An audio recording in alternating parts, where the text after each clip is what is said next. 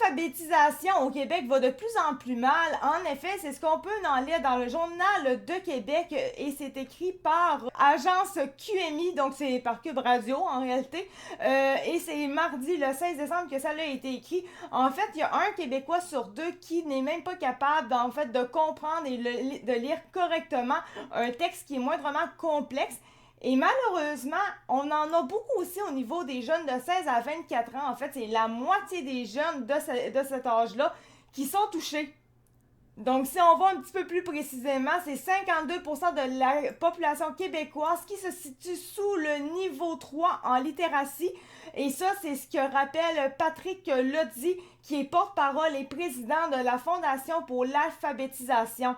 En grosso modo, ça signifie que les Québécois qui ont ce problème-là, en réalité, éprouvent des difficultés à lire, à comprendre des textes moindrement longs ou complexes qui nécessitent de l'interprétation. Et je dois franchement dire que je l'ai vraiment remarqué.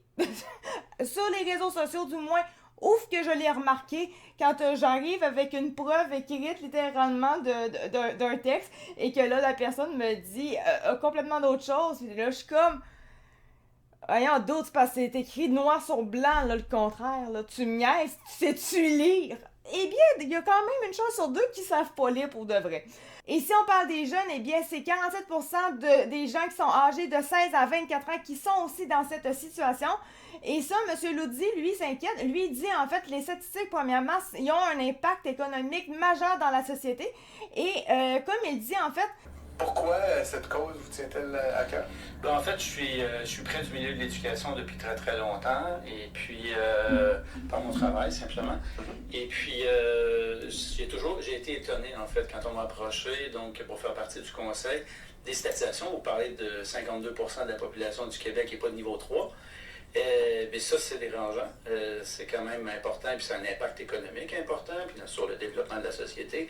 Mais aussi, moi, ce qui me frappe le plus, c'est qu'il y a des jeunes, il y a 47% des jeunes de 16-24 ans aussi qui sont dans cette situation-là. Donc, c'est pas juste les plus âgés. Donc, pour toutes ces raisons-là... Ça augure mal pour la suite. C'est ça, c'est l'avenir à l'heure actuelle. Donc, 16-24 ans, c'est l'avenir. C'est les jeunes qui sont encore à l'école, c'est ceux qui sont à l'université, ou qui débutent ou au cégep, ou qui terminent leur secondaire, et qui sont en début de carrière. Et donc, c'est l'avenir du Québec, en fait, qui est concerné, à mon sens. Moi, ma grande question, c'est comment ça se fait qu'on les a laissés évoluer si à ce point-là, il y avait des problèmes en français?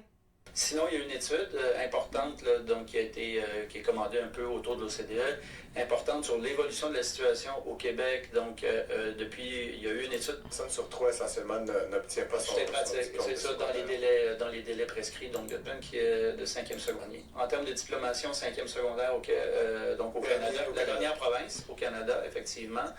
En termes de résultats, seulement 71% des jeunes de 5e secondaire réussissent, en fait, obtiennent leur diplôme dans les délais. Donc, veut dire qu'une personne sur trois, essentiellement, n'obtient pas son diplôme. C'est ça, dans les délais prescrits. Donc...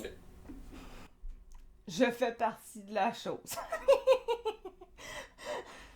J'ai essayé, Ténima, vous le savez, mais il y en a plusieurs qui ne savent pas, évidemment, je ne suis pas si connue que ça, mais j'ai essayé pendant 5 ans d'aller en allant au cégep pour en site web. Mais ma grosse problématique, c'était pas les affaires de base, c'était juste parce qu'en fait, ça m'a juste pris 5 ans de comprendre que j'étais pas bonne en maths. C'est tout simplement ça. Mais j'ai pas eu mon diplôme, finalement. J'ai pas réussi à l'avoir. J'ai lâché prise. Mais écoute, quand on n'est pas fait pour des maths, on n'est pas fait pour des maths. Je suis bonne en français, mais maths, c'était pas pour moi. Clairement. De 5 ans. Sinon, le taux augmente un petit peu au terme de 7 ans, mais quand même, c'est une statistique qui est importante, puis il faudrait qu'on s'attaque à ce problème, à cet enjeu-là. Bon, ceci étant dit, on fait quoi, là? Vous parlez des jeunes, je sais que vous avez des programmes, la lecture en cadeau, des interventions dans les écoles. Pour les jeunes, les plus vieux, est-ce que c'est une cause désespérée ou est-ce qu'on peut espérer que des gens plus âgés apprennent finalement à lire? Expliquez-nous un petit peu comment vous voyez justement la répartition des efforts en matière d'alphabétisation. En fait, chez nous, nos interventions, c'est sûr que notre programme phare, puis que peut-être plusieurs connaissent, c'est la lecture en cadeau, donc qui est là pour offrir un livre jeunesse neuf, un enfant issu de milieux défavorisés, donc de 0 à 12 ans. Donc ça, c'est quand même un élément important. Puis ce que ça fait, c'est que ça met en contact des jeunes qui n'ont peut-être pas accès à la lecture à la maison avec un livre neuf, puis d'avoir une propriété. D'être propriétaire du livre, dans le fond, c'est empowering. C'est important. Ensuite, on a d'autres programmes. On a les programmes Info Alpha qui sont là pour diriger et offrir des services et diriger les jeunes de plus de 16 ans vers des services de façon donc qui leur permettrait effectivement de gagner sur le plan de l'alphabétisation, de terminer leur parcours scolaire. Donc ça, c'est un travail que l'on fait de concert avec les centres de services scolaires. Par ailleurs, donc ça, c'est important, surtout pour raccrocher. Aussi, on est les bourses retour réussite, où on récompense des jeunes qui démontrent, ou des moins jeunes. En fait, des fois, il y a des gens qui ont 35, 40 ans, donc qui souhaitent raccrocher, qui souhaitent reprendre leur vie en main, soit parce qu'ils n'ont pas eu, ils sont parfois des personnes issues de l'immigration, mais sinon des gens issus du Québec qui ont eu des difficultés dans la vie, que ce soit la drogue, le décrochage ou quoi que ce soit. Et donc ces gens, en fait, on leur permet de retourner à l'école, de récompenser en fait leur effort. Donc c'est des gens qui arrivent en bout de parcours, on récompense pour les de façon à ce qui arrive donc aux entreprises même de l'utiliser quand... La chose que j'aurais à dire là-dessus, c'est mettez au moins votre jeune en contact avec la lecture, pour au moins lui donner un certain intérêt à ça. Ça serait déjà un bon départ. Deuxièmement, j'ai pour mon dire, c'est sûr que des fois, avoir des livres, ça peut ne pas être facile parce que ça peut coûter quelque chose, mais la bibliothèque, elle existe. À moins vraiment que la bibliothèque soit loin de chez vous, on s'entend, ça dépend toujours. Sinon, il y a toujours l'aspect que les écoles ont souvent des bibliothèques aussi. Donc là, encore, c'est même totalement gratuit parce que tu l'as directement dans ton école. La chose, par contre, que j'ai pu savoir, c'est que c'est pas toutes les écoles au Québec, et ça m'a vraiment surprise quand j'ai entendu ça il y a quelques mois à la radio, mais c'est vraiment pas toutes les écoles au Québec qui ont une bibliothèque justement à disposition. Il y en a plusieurs, je sais plus c'est combien exactement, je pourrais demander, bon, ça ChatGPT, sur 3000 écoles, on peut estimer que peut-être 85 à 95% possèdent une bibliothèque, là, on va y aller moins complexe, ou un coin lecture. Mais bon, comme c'est dit, c'est pas une obligation, ce qui est quand même un petit peu illogique. Ça devrait être quand même obligatoire que dans une école, il y en ait, parce qu'on s'entend que t'apprends la lecture, t'apprends plein de choses. C'est quoi si c'est pas la meilleure place dans une école pour avoir justement une bibliothèque ou un coin lecture? Je comprends pas comment c'est pas obligatoire, mais en tout cas. Et ce n'est pas universel, ce qui devrait être carrément universel. La chose, par contre, qui est à noter, c'est que je comprends mieux maintenant comment ça se fait que, tu sais, pendant la pandémie, où est-ce qu'on essayait de donner plein de preuves à des gens, des preuves écrites à des gens, pour leur expliquer les réelles affaires, c'était quoi, des études, tu sais, toutes des preuves, que finalement, les médias et le gouvernement disaient n'importe quoi, qui était pas au courant et tout. Puis eux autres, ils disaient que c'était pas vrai et tout, ils passaient.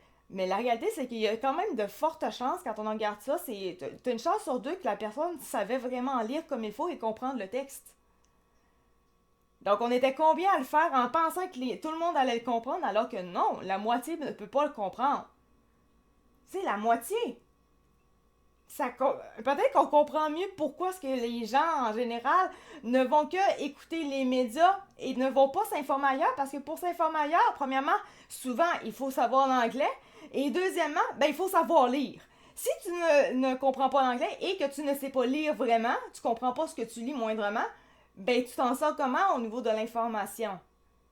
Là, c'est là que ça devient facile pour les médias et autres, tu sais, bon, médias, gouvernement, etc., d'avoir les gens les plus naïfs, parce que réellement, tu deviens naïf quand tu t'as pas la capacité de comprendre ce que tu lis.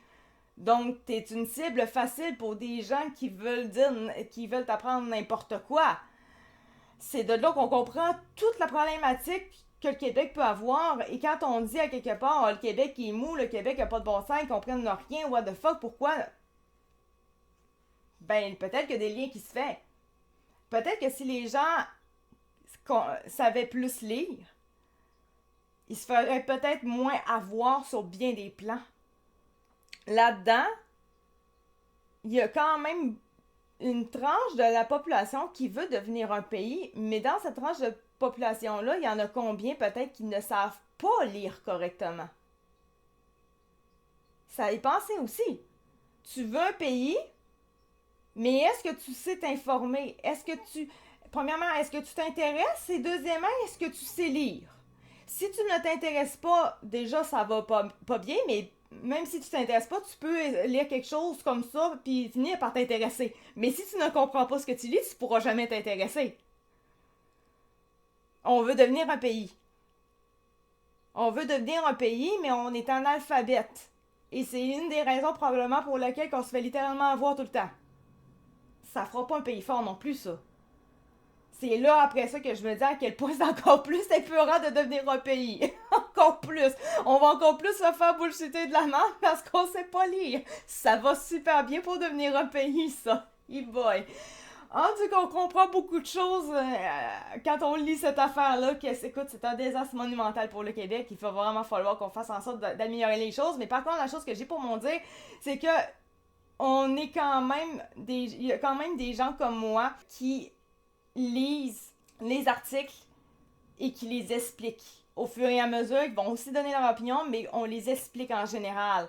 Bref, en tout cas, sur ce, merci de m'avoir écouté, c'était Actiquette de True Fact et on se retrouve pour notre prochaine vidéo. Merci, ciao, bye!